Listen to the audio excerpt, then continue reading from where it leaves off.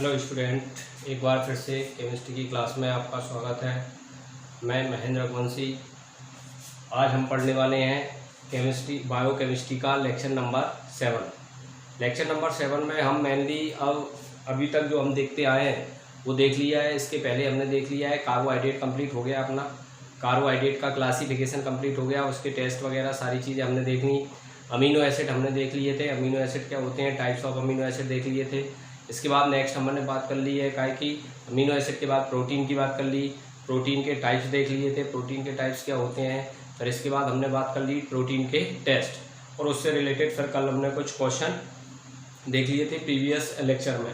अब नेक्स्ट जो लेक्चर है हमारा बायोकेमिस्ट्री का, इसमें हम जो बात करने वाले हैं वो बात करने वाले हैं काय की विटामिन की। ठीक, तो अब हम देखने वाले हैं विटामिन। तो जनरली ये विटामिन क्या होते हैं, पहले मैं आपको डेफिनेशन से समझा देता हूँ क्या होते हैं विटामिन। विटामिन जो रहते हैं वो ऑर्गेनिक कंपाउंड है, ऑर्गेनिक सब्सटेंस हैं that are necessary in small quantity for normal health and growth. ठीक, इंग्लिश में एक बार और देखें, organic substance that are necessary in small quantities for normal health and growth. Hindi में लिखना चाहें जो स्टूडेंट हिंदी के हैं वो लिख सकते हैं, यह कार्बनिक यौगिक होते हैं, यह कार्बनिक यौगिक होते हैं जो सूक्ष्म मात्रा में हमारे शरीर के लिए आवश्यक है, जो सूक्ष्म मात्रा में हमारे शरीर के लिए आवश्यक हैं। किसके लिए? हमारी नॉर्मल हेल्थ के लिए और ग्रोथ के लिए, वृद्धि के लिए और हमारी हेल्थ के लिए ये बहुत कम मात्रा में आवश्यक होते हैं। ठीक, तो ये जो विटामिन होते हैं ये क्या है, स्मॉल क्वांटिटी में हमारे शरीर में होने वाली मेटाबॉलिज्म जो रिएक्शन होती हैं, उपपचयी अभिक्रिया रहती हैं, उनमें ये पार्टिसिपेट करते हैं, भाग लेते हैं। और शरीर में अगर इनकी डिफिशियंसी चल रही है, मतलब कमी चल रही है, तो क्या होता है, इसमें क्या रोग उत्पन्न हो जाते हैं।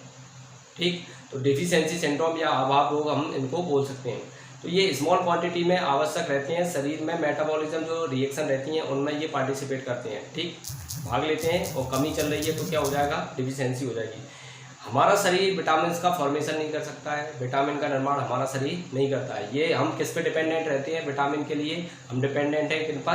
प्लांट्स के ऊपर, पेड़ पौधों के ऊपर। हम प्लांट्स से इनको लेते हैं या कोई और अदर एनिमल है उसके अंदर जो है मीट वगैरह है, एग वगैरह है, उनसे हम ये लेते हैं। ठीक, तो ये विटामिन की मैंने आपको डेफिनेशन बताई। ठीक, तो स्मॉल क्वांटिटी में आवश्यक है हमारे शरीर के लिए, बहुत कम मात्रा में आवश्यक भोज्य पदार्थ हैं ये। और दूसरी बात क्या है, क्वेश्चन आ जाता है ये कैसी सब्सटेंस है? ऑर्गेनिक। ऑर्गेनिक मतलब कार्बनिक। ये कैसे होते हैं? कार्बनिक सब्सटेंस होते हैं, ये भी ध्यान रखना है। ठीक, दूसरा इसमें क्या है, स्मॉल क्वांटिटी में आवश्यक है, ज़्यादा मात्रा में आवश्यक नहीं है। ठीक, काय के लिए आवश्यक है? हेल्थ के लिए और ग्रोथ के लिए। ठीक, हमारी हेल्थ के लिए और ग्रोथ, हम जो शरीर में ग्रोथ होती है उसके लिए आवश्यक है। अब हम बात कर रहे हैं टाइप्स ऑफ विटामिन की, विटामिन के प्रकार देख रहे हैं। तो दो प्रकार के विटामिन होते हैं, एक है वाटर सॉल्युबल, जल में घुलनशील। एक काय में घुलनशील? जल में घुलनशील होते हैं। जल में घुलनशील विटामिन जो है वो है बी और सी। जल में घुलनशील विटामिन मीन्स क्या होता है, जैसे हम विटामिन का डाइजेशन करते हैं, हम विटामिन को लेते हैं, तो लेने के बाद क्या होता है, ये वाटर में सॉल्युबल होते हैं और सॉल्युबल होने के बाद हमारी जो स्मॉल इंटेस्टाइन है, छोटी आंत है, उससे क्या होते हैं, आर पार गुजर जाते हैं और हमारे ब्लड में इंजेक्ट हो जाते हैं। ठीक, तो ये वाटर में सॉल्युबल मतलब वाटर में घुल के और स्मॉल इंटेस्टाइन से कहाँ जाते हैं, ब्लड में चले जाते हैं। तो ये वाटर सॉल्युबल है। वाटर सॉल्युबल में कौन आ जाता है, बी और सी, विटामिन बी और विटामिन सी, ये वाटर सॉल्युबल होते हैं। एक होते हैं वसा में घुलनशील, ये क्या होते हैं, फैट सॉल्युबल। वसा में घुलनशील फैट सॉल्युबल होते हैं। फैट सॉल्युबल में कौन आ जाता है, वसा में घुलनशील कौन आ जाता है, बाकी के बचे हुए जो विटामिन हैं फैट सॉल्युबल होते हैं, वसा में घुलनशील है ए, डी, ई, के। Vitamin A, vitamin D, vitamin E और विटामिन के, ये काय में सॉल्युबल होते हैं, फैट में सॉल्युबल होते हैं। ठीक, फैट में सॉल्युबल होके हमारे स्मॉल इंटेस्टाइन के साथ ब्लड में पहुंच जाते हैं। ठीक, तो ये दो प्रकार के विटामिन होते हैं, एक फैट सॉल्युबल होते हैं और एक कैसे होते हैं, वाटर सॉल्युबल होते हैं। ठीक, अब एक एक करके हम देख रहे हैं, एक एक करके विटामिन की जो इम्पोर्टेंट जो पेपर में आता है, जैसा आपसे पेपर में पूछा जाता है उसी आधार पर मैंने वो इम्पोर्टेंट चीज़ें ही यहाँ पे लिख के रखी हैं। तो आपको वही उन्हीं चीज़ों पे फोकस करना है, अन्यथा और कोई चीज़ें पढ़ने की ज़रूरत नहीं है। ठीक, तो सबसे पहले हम देख रहे हैं, ये मैंने आपको चार्ट बनाया है, यहाँ पे विटामिन देखेंगे, यहाँ पे सोर्स देखेंगे। ठीक, उसका स्रोत क्या है, ये डिफिशियंसी डिसीज देखेंगे, यहाँ पे कौन सा डिफिशियंसी सिंड्रोम होता है, उससे कौन सा रोग कॉज होता है। सबसे पहले हम बात कर रहे हैं इसमें काय की, सबसे पहले देख रहे हैं हम विटामिन ए। विटामिन ए की बात करते हैं। विटामिन ए का केमिकल नेम याद करना है, रेटिनॉल। ठीक, हिंदी वाले भी लिखेंगे तो इसमें विटामिन ए और रेटिनॉल ही बोलते हैं, हिंदी नाम भी रेटिनॉल ही होता है। एक और इंग्लिश इसका साइंटिफिक नेम जीरोप्थल भी होता है।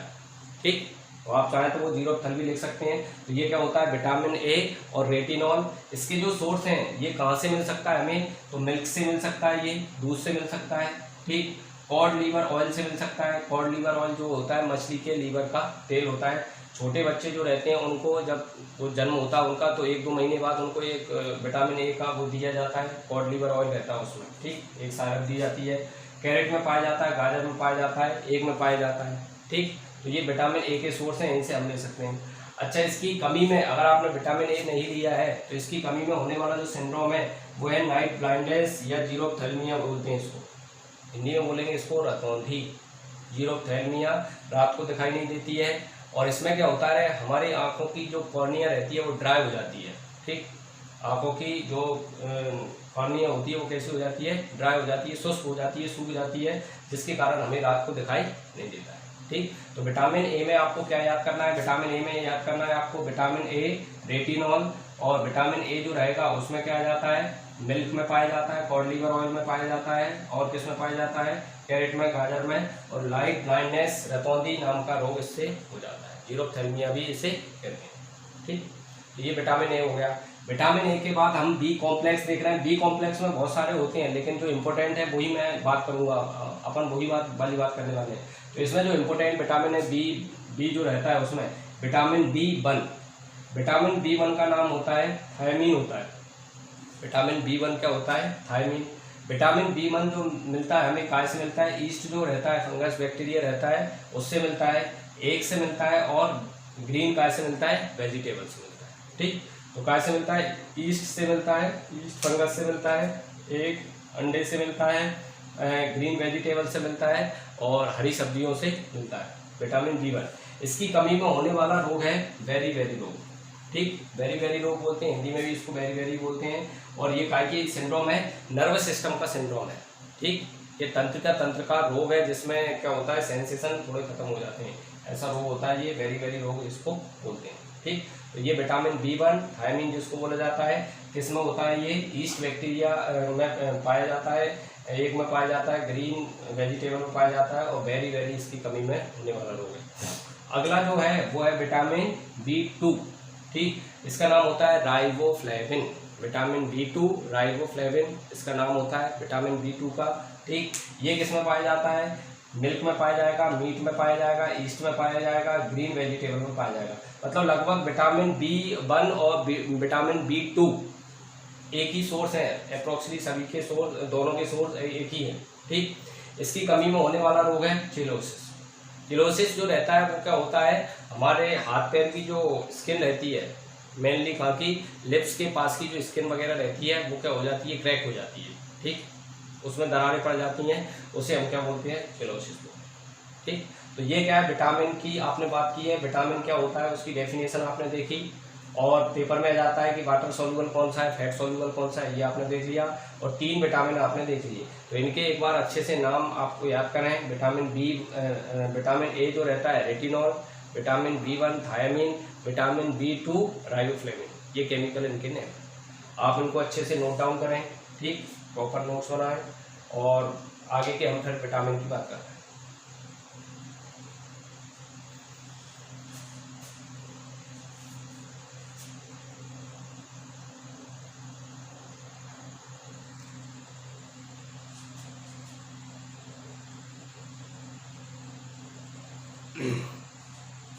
चलिए, तो नेक्स्ट जो विटामिन थे हमारे, 3 विटामिन हमने देख लिए थे, vitamin A, vitamin B1, vitamin B2।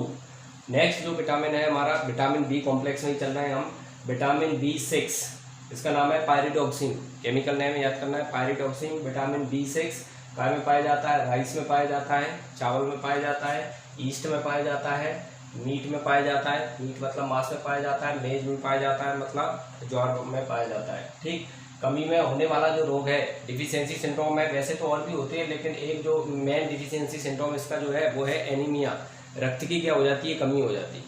ठीक, रक्त की कमी होने का जो कारण है विटामिन B6 होता है।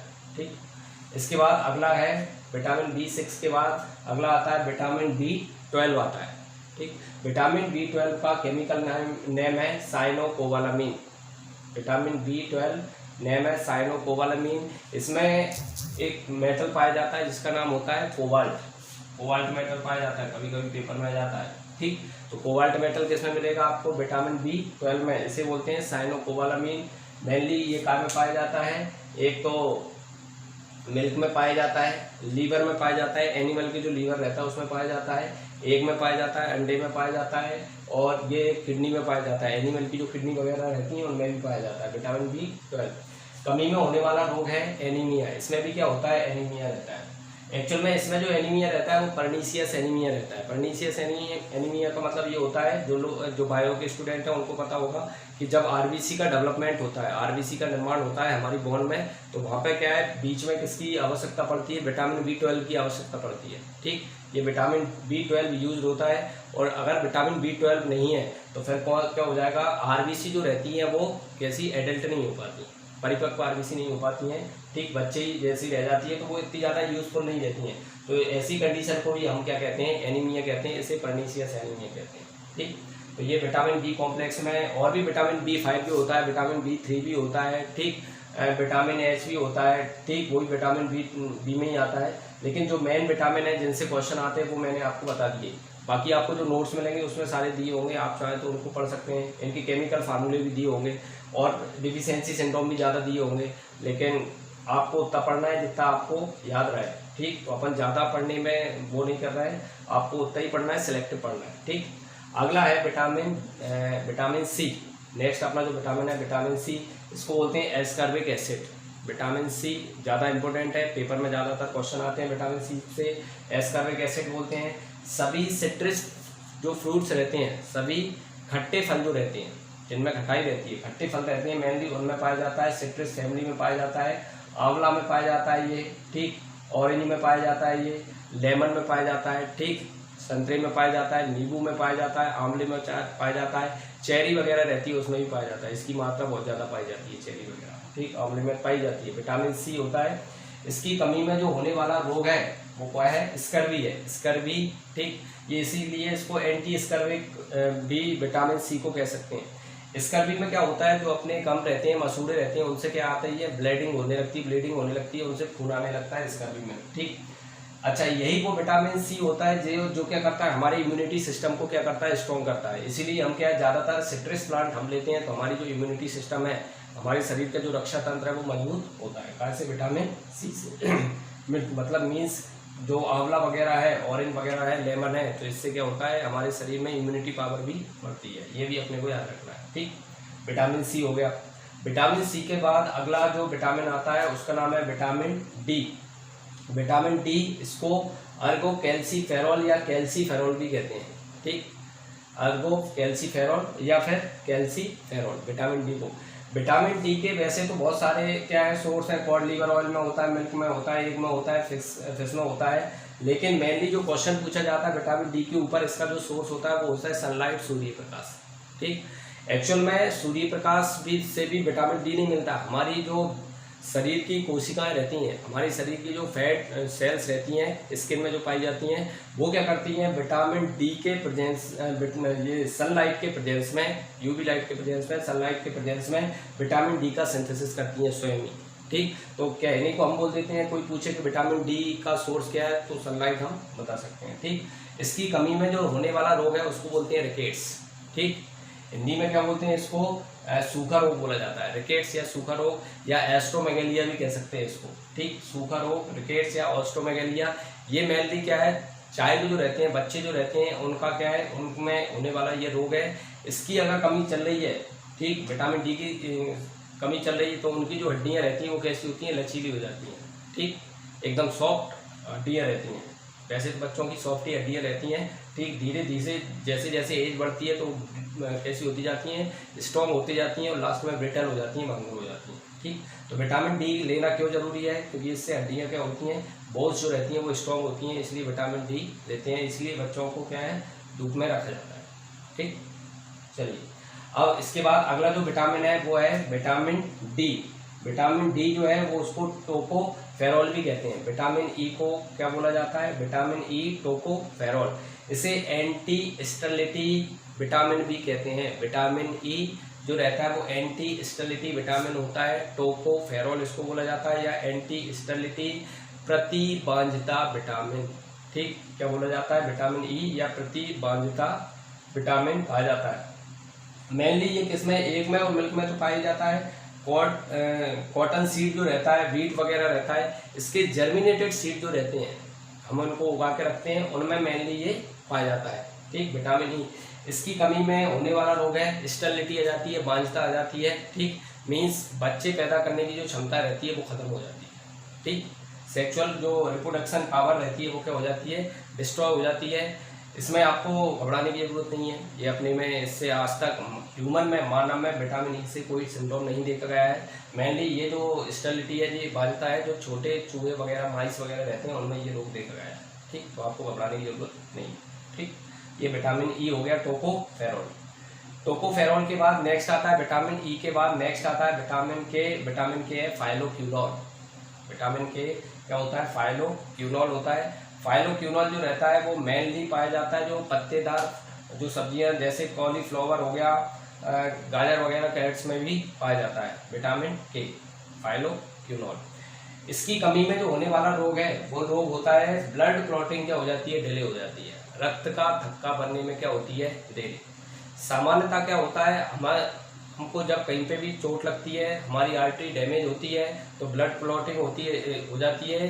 2 से 3 मिनट की जो प्रोसेस रहती है उसके अकॉर्डिंग ये ब्लड क्लॉटिंग हो जाती है। लेकिन यदि विटामिन के की कमी है तो ब्लड क्लॉटिंग क्या हो जाएगी, डिले हो जाएगी। हालांकि ब्लड क्लॉटिंग डिले के और भी रीज़न हो सकते हैं, जैसे किसी को डायबिटीज़ है, कोई HIV पॉजिटिव है, ठीक, हीमोफीलिया का पेशेंट है, उसमें भी ब्लड क्लॉटिंग डिले होती है। और विटामिन के की कमी में ब्लड क्लॉटिंग क्या हो जाती है, डिले हो जाती है, रक्त का थक्का बनने में देरी होती है। तो ये विटामिन थे। इसके जो मेन आपको की पॉइंट, ये मान के चलिए जो की पॉइंट है जो आपके लिए इम्पोर्टेंट है वो मैंने आपको बता दिए, ठीक। इसके बाद विटामिन के बाद हम विटामिन में आपने ये विटामिन खत्म हो गया है। विटामिन में आपने देख लिया विटामिन माइक्रो न्यूट्रिएंट्स रहते हैं, सूक्ष्म मात्रा में आवश्यक होते हैं, शरीर के लिए आवश्यक हैं। और कमी में कौन जो सिंड्रोम होते हैं वो कौन कौन से सिंड्रोम होते हैं वो आपने देख लिए। 2 प्रकार के होते हैं, ये फैट सॉल्युबल होते हैं और वाटर सॉल्युबल होते हैं, ठीक। एक बार इनको आप नोट कर लें अच्छे से। Vitamin B6, vitamin B12, vitamin C, vitamin D, vitamin E, vitamin K।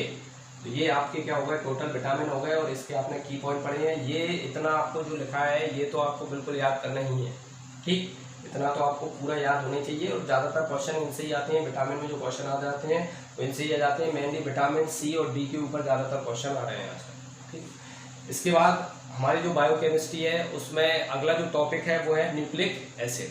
तो हम बात कर लेते हैं न्यूक्लिक एसिड।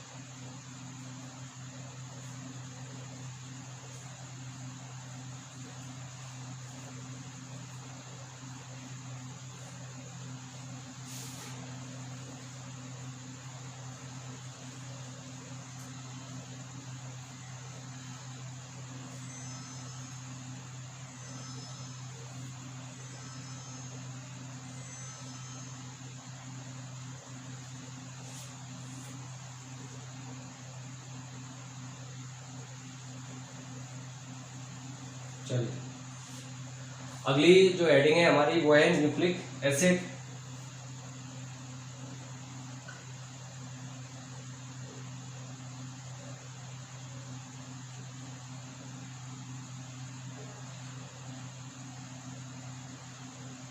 न्यूक्लिक अम्ल, देखिए न्यूक्लिक अम्ल पहले से तो कहाँ पाए जाते हैं, न्यूक्लिक अम्ल कहाँ पाए जाते हैं पहले हम बात कर लेते हैं। न्यूक्लिक अम्ल पाए जाते हैं हमारे जो डीएनए और आरएनए रहते हैं वो न्यूक्लिक एसिड होते हैं। हमारे शरीर की जो सेल रहती है, हमारे शरीर की जो सेल रहती है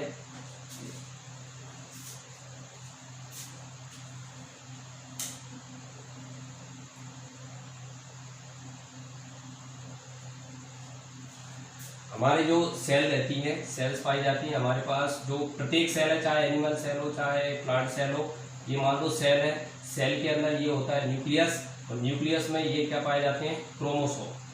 ये जो क्रोमोसोम रहते हैं, इस टाइप से जो क्रोमोसोम रहते हैं, उनके अंदर क्या पाए जाते हैं, उनके अंदर सेल के अंदर क्या पाया जाता है, सेल, कोशिका, कोशिका के अंदर नाभिक, नाभिक के अंदर क्या पाए जाते हैं, क्रोमोसोम पाए जाते हैं। ये जो क्रोमोसोम रहते हैं उनके अंदर पाए जाते हैं ये डीएनए और आरएनए।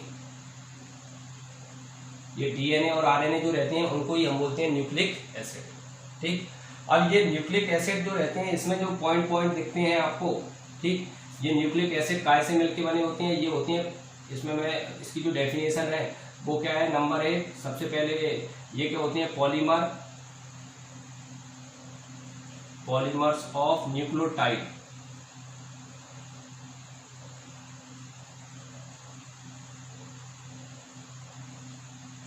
ये काय के पॉलीमर है, न्यूक्लियोटाइड के।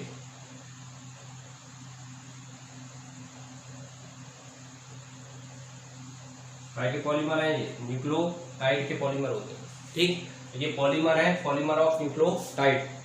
सबसे इंपॉर्टेंट बात क्या है कि ये डीएनए आरएनए या ये न्यूक्लियोटाइड होते क्या है, न्यूक्लिक एसिड होते क्या है, न्यूक्लिक एसिड होते हैं हेरिडिटी कैरियर होते हैं। ये आनुवांशिक क्या होते हैं, आनुवांशिक पदार्थ होते हैं। हेरिडिटी कैरियर आनुवांशिक पदार्थ मीन्स क्या होता है, ये एक पीढ़ी से दूसरी पीढ़ी तक गुणों को ले जाने का कार्य करते हैं। ठीक, जैसे जो हमारे जो कैरेक्टर है वो हमारे पेरेंट्स से मैच खाते हैं, तो वो उस कहाँ से आया, हमें ये कैरेक्टर कहाँ से आ रहा है, ये कैरेक्टर आ रहा है, ये सारी चीज़ें काय में है, डीएनए में और आरएनए। हमारा जो हेरिडिटी कैरियर है, हम ह्यूमन की बात करें, ह्यूमन में, प्लांट में जो हायर प्लांट रहते हैं, हायर एनिमल रहते हैं, ठीक, उनमें हेरिडिटी कैरियर आनुवांशिक पदार्थ जो रहता है वो क्या होता है, डीएनए होता है। ठीक, कुछ लोअर जो स्पीसीज रहती हैं या बैक्टीरिया वगैरह रहते हैं उनमें क्या होता है, आरएनए भी हेरिडिटी कैरियर होता है। तो हमारा हेरिडिटी कैरियर आनुवांशिक पदार्थ क्या होता है, डीएनए। डीएनए कहाँ पाया जाता है, किसी भी हर एक कोशिका, हमारे शरीर की जो भी हर एक कोशिका है, सेल है, उसके अंदर न्यूक्लियस है, उस न्यूक्लियस के अंदर ये न्यूक्लिक एसिड पाए जाते हैं। और न्यूक्लिक एसिड कितने टाइप्स के होते हैं, 2 टाइप के, डीएनए और आरएनए। अब ये काय के पॉलीमर होते हैं, ये पॉलीमर होते हैं न्यूक्लियोटाइड के पॉलीमर होते हैं। अब हम बात करेंगे, ये आप लिखें इसमें क्या होता है, ये पॉलीमर ऑफ न्यूक्लियोटाइड। ये न्यूक्लिक एसिड जो रहते हैं, एक्चुअल न्यूक्लियोटाइड काय से मिलकर बना होता है, ये 2 चीजों से मिलकर बना होता है। न्यूक्लियोटाइड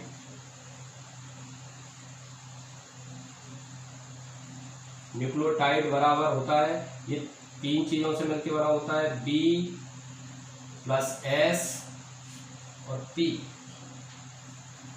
ठीक, ये कितनी चीजों से मिलकर बना होता है, BSP। बी का मतलब है इसमें नाइट्रोजीनस क्या होता है, बेस होता है, क्षारक या क्षार होती है। दूसरा होता है इसमें शुगर,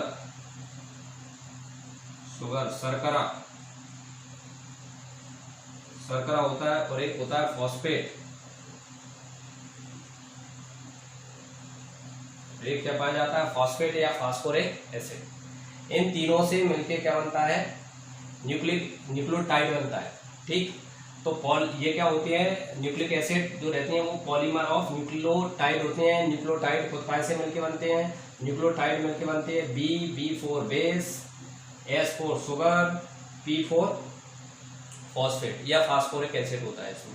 ठीक, अब इन दोनों को, इम्पोर्टेंट बात है, ये पेपर में जाता है 12th वालों के लिए तो इम्पोर्टेंट है, ये पेपर में आ ही जाता है 12th में। तो अब ये जो न्यूक्लिक एसिड होते हैं इसमें बेस और इस दोनों को मिला के भी हम एक और इसका एक फार्मूला बना सकते हैं। वो क्या फार्मूला है, देखें न्यूक्लियोटाइड का एक और फार्मूला हो सकता है। एक तो फार्मूला ये हो गया न्यूक्लियोटाइड, दूसरा न्यूक्लियोटाइड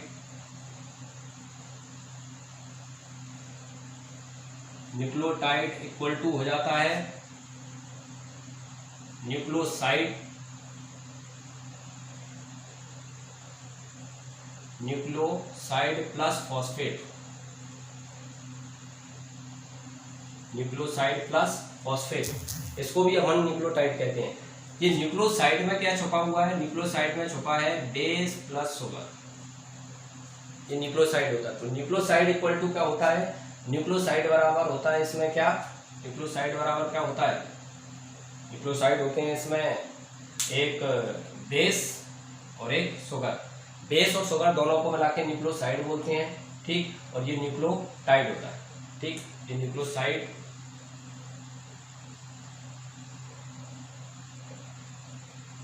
ये न्यूक्लियोसाइड है और ये न्यूक्लियोटाइड है। तो न्यूक्लियोटाइड कैसे मिलकर बना होता है, दो फार्मूले हो गए, एक तो BSP बहुजन समाज पार्टी, ठीक, और न्यूक्लियोसाइड प्लस फॉस्फेट। तो ये दो फार्मूले हैं। कभी कभी पेपर में जाता है कि न्यूक्लियोटाइड इक्वल टू क्या होता है, तो न्यूक्लियोटाइड को दो तरीके से हम बता सकते हैं, ठीक। अब मेन हम इसमें जो बात करेंगे वो बात करेंगे कि इसमें जो बेस होती हैं, ये जो क्षार होती हैं, ये क्षार क्या होती हैं और किस टाइप की क्षारक पाई जाती हैं, इनकी बात कर लेते हैं, ठीक। तो इसमें क्या होती हैं, जो बेस होती हैं वो क्या होती हैं, जरा समझ लो।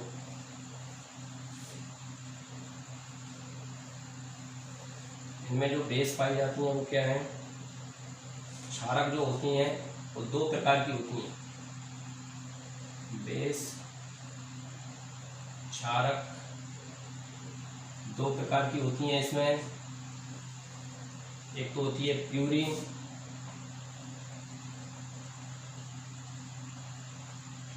एक प्यूरीन होती है और एक होती है pyrimidine।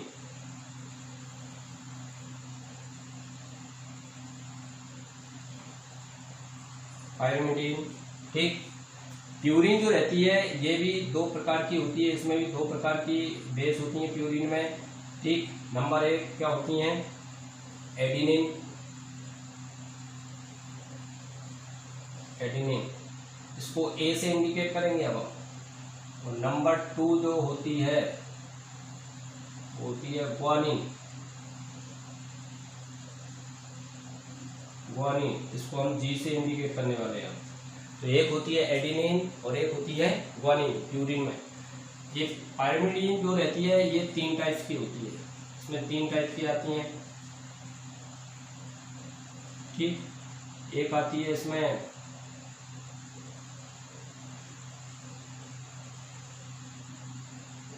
थायमीन, एक थायमीन को टी से इंडिकेट करेंगे, दूसरा यूरेसिल,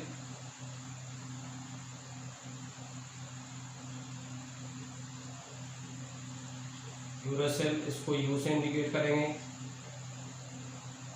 और थायमीन, यूरेसिल,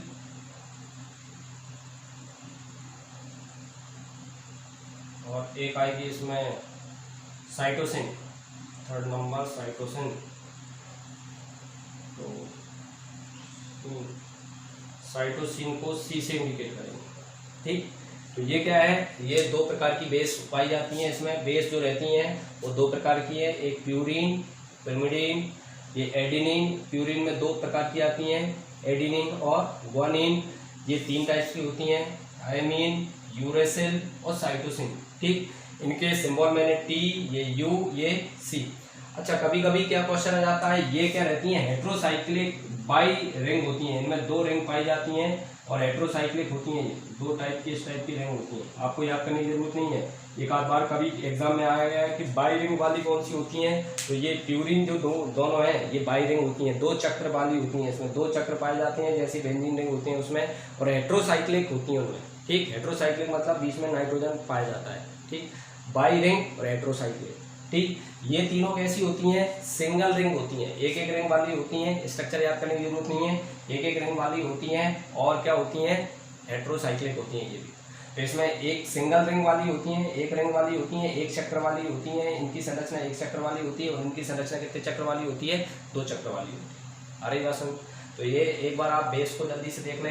बेस के बाद हम बात करेंगे इसमें शुगर, शुगर क्या होती है, ठीक।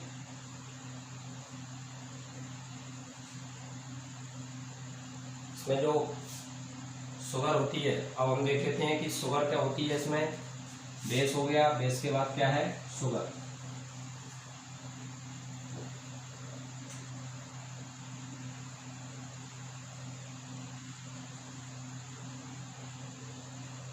शर्करा जो होती है इसमें दो प्रकार की होती है, पेंटोज शुगर बोलते हैं उसको, पेंटोज शर्करा। पेंटोज शुगर का मतलब है 5 कार्बन वाली शर्करा होती है। अगर हम बात करेंगे डीएनए की बात करेंगे, डीएनए, तो उसमें जो पेंटोज शुगर पाई जाएगी उसका होगा नाम डी ऑक्सी राइबोज। और आरएनए की अगर बात करेंगे, आरएनए अगर है तो इसका नाम होगा राइबोज। ठीक, आप चाहे तो स्ट्रक्चर देख सकते हैं, वैसे तो किसी एग्जाम में पूछा नहीं गया है, देखना चाहे तो देख सकते हैं, इस टाइप के स्ट्रक्चर रहते हैं इनके।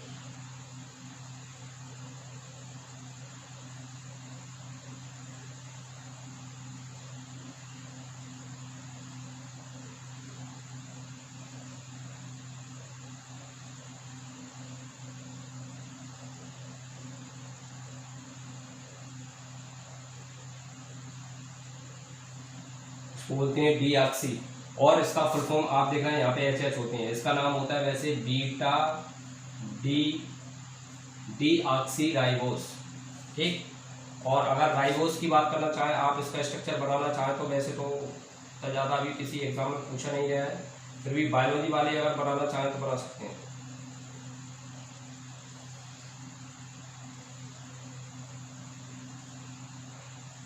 सेम वैसा ही है, सिर्फ क्या रहेगा यहाँ पर OH और H, इधर OH और H, ये CH2 OH और H।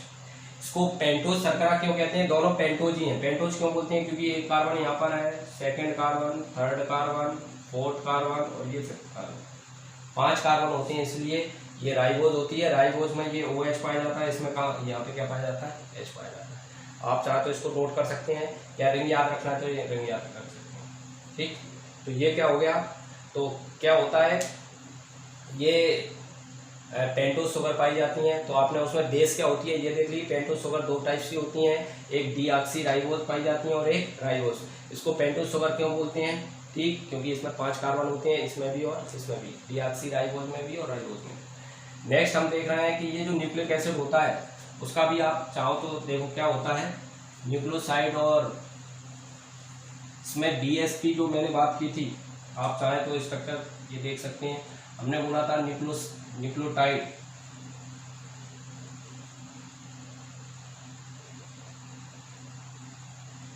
न्यूक्लिक एसिड,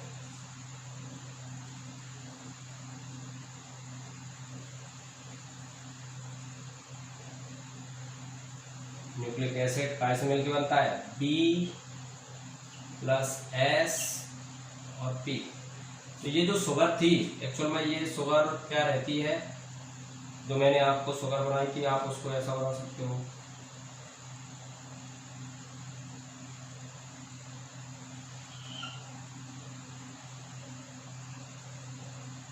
यहाँ पर क्या था, OH था, H, यहाँ पर H, अगर आप उसकी बात कर रहे हैं OH, H, इधर H और ये CH2 और यहाँ पर ये O और ये P, इस तरह से जुड़ा रहता है। ये फॉस्फोरिक एसिड जुड़ा रहता है, फॉस्फेट, और इस साइड यहाँ पे क्या जुड़ता है, ये बेस, कोई भी क्षारक जुड़ जाता है। ये इस टाइप से इसका स्ट्रक्चर होता है। तो ये यहाँ पे जाके फॉस्फेट जुड़ता है, ये बेस हो गया, और ये क्या हो गया, शुगर हो गया, और ये क्या हो गया, बेस हो गया। ये इसका क्या होता है, स्ट्रक्चर होता है काय का, न्यूक्लिक एसिड का। और न्यूक्लिक एसिड मतलब ये न्यूक्लिक एसिड काय से मिलकर बना है, न्यूक्लियोटाइड से। ये क्या है, न्यूक्लिक एसिड या न्यूक्लियोटाइड बराबर ये होता है। क्लियर होगी बात? ठीक, ये न्यूक्लियोटाइड है।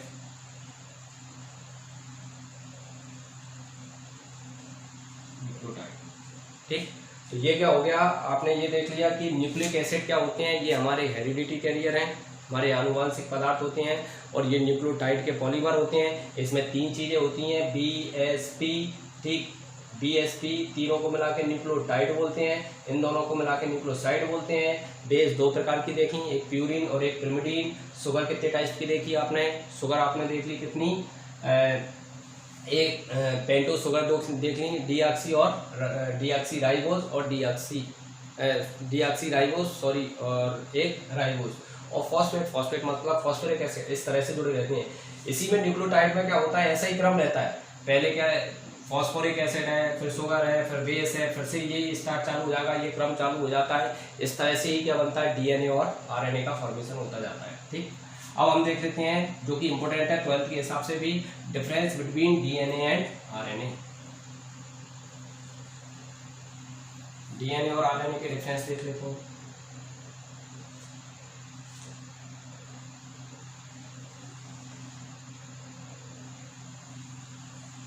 एक साइड हम देख लेते हैं डीएनए और एक देख लेते हैं आरएनए। डीएनए का फुल फॉर्म होता है deoxy ribo nucleic acid, deoxy ribo nucleic acid या डीऑक्सी राइबो न्यूक्लियोटाइड। ठीक, आरएनए का मतलब होता है राइबो न्यूक्लिक एसिड या राइबो न्यूक्लियोटाइड। ठीक, ये दोनों बातें हो गई। सबसे पहला डिफरेंस इसमें क्या होता है, नंबर 1 इसमें डीऑक्सी राइबो शुगर, सी राइबो शुगर,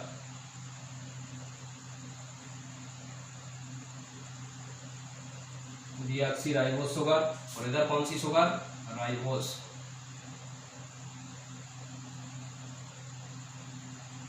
राइबोस शुगर पहला डिफरेंस हो गया। दूसरा इसका जो डिफरेंस है वो डिफरेंस है ये होता है डबल हेलिकल स्ट्रक्चर, द्विकुंडलित संरचना। और इसमें जो बेस रहती है, बेस जो हमने बात की थी एडेनिन और थायमिन, ये सिंगल बॉन्ड से जुड़ती है। ग्वानिन और साइटोसिन ये कितने हाइड्रोजन बॉन्ड से जुड़ती है, डबल बॉन्ड से जुड़ती है। ठीक, ये सिंगल बॉन्ड और ये डबल बॉन्ड। और एडेनिन का से जुड़ता है थायमिन से, और ग्वानिन का से जुड़ता है साइटोसिन से। ऐसी फिर टी और फिर क्या आ जाएगा, सी आ जाएगा, फिर क्या आ जाएगा, जैसे मान लो जी और फिर क्या आ गया टी, सॉरी टी का से जुड़ेगा ए से और जी का से जुड़ेगा सी से।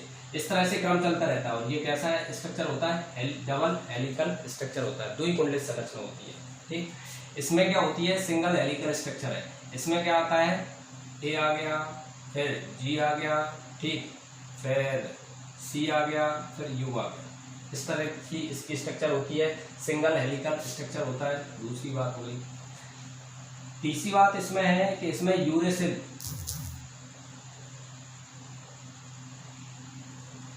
यूरेसिल बेस क्या होता है, एब्सेंट होता है। इसमें यूरेसिल बेस एब्सेंट होता है और इसमें थायमिन, इसमें थायमिन बेस क्या होता है, इसमें थायमिन नहीं पाया जाता। इसमें यूरेसिल नहीं पाया जाता, इसमें क्या नहीं पाया जाता है, थायमिन नहीं पाया जाता है। ठीक, तीसरा डिफरेंस हो गया। तीसरे डिफरेंस के बाद नेक्स्ट होता है डीएनए जो रहता है उसमें क्या होता है, डीएनए जो रहता है वो कहाँ पे पाया जाता है, हेरिडिटी कैरियर होता है हमारा और न्यूक्लियस के अंदर पाया जाता है डीएनए। और आरएनए जो रहता है वो मेनली कहाँ पाया जाता है, ये पाया जाता है साइटोप्लाज्म में, कोशिका द्रव में, बाहर की साइड पाया जाता है न्यूक्लियस से, जनरली बात करें हम तो। ठीक, ये हो गया। इसके बाद डीएनए जो रहता है, डीएनए वन ही टाइप का रहता है, डीएनए ठीक रहेगा डीएनए। और आरएनए जो रहता है वो क्या होता है, टीआरएनए, एमआरएनए, ठीक, और rRNA, transfer RNA, messenger RNA और राइबोसोमल आरएनए। ठीक, तो ये क्या होता है डीएनए और आरएनए में मेनली क्या है, इसके नाम में भी डिफरेंस है। पेंटोस शुगर इसमें क्या होती है, डीऑक्सी राइबोस पाई जाती है, इसमें राइबोस पाई जाती है। डबल हेलिकल स्ट्रक्चर है, सिंगल हेलिकल स्ट्रक्चर है। यूरेसिल प्रेजेंट होता है और यूरेसिल एब्सेंट होता है, इसमें थायमिन एब्सेंट होता है। ये साइटो मेनली न्यूक्लियस में पाया जाता है, ये साइटोप्लाज्म में बाहर की साइड पाया जाता है। सिंगल टाइप होता है, मतलब डीएनए जो रहता है हम जनरली एक ही टाइप का पढ़ते हैं। और ये कितने प्रकार का पढ़ते हैं, हम 3 प्रकार का पढ़ते हैं। ठीक, तो ये क्या है, हमारे न्यूक्लिक एसिड की बात हो गई। और ये इसमें डिफरेंस आ जाता है, न्यूक्लिक एसिड में क्या क्या डिफरेंस होते हैं वो आ जाते हैं। एक बार आप इसको नोट डाउन करें।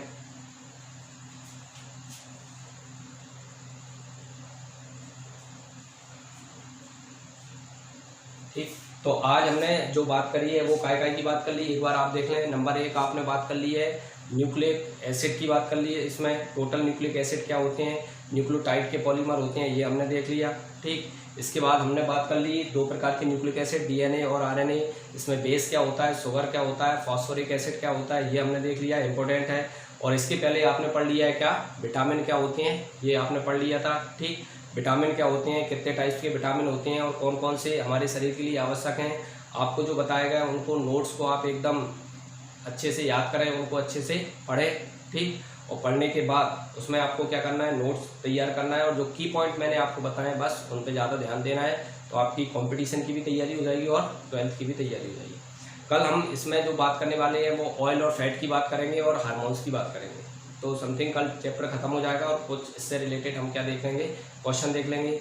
अभी आपको जो मैंने मेन चीज़ें हैं वो सारी चीज़ें बताई दी हैं, जो की पॉइंट है वो बताए गए हैं सारी चीज़ें। इसके बाद और आप डिटेल में और पढ़ना चाहोगे तो आपको जो कोचिंग की तरफ से मटेरियल मिलेगा उसमें सारी चीज़ें डिटेल में दी रही होंगी, और ज़्यादा जिसको पढ़ना है तो आप वहाँ से भी इसको पढ़ सकते हो। ठीक, जब तक के लिए जय हिंद, जय भारत।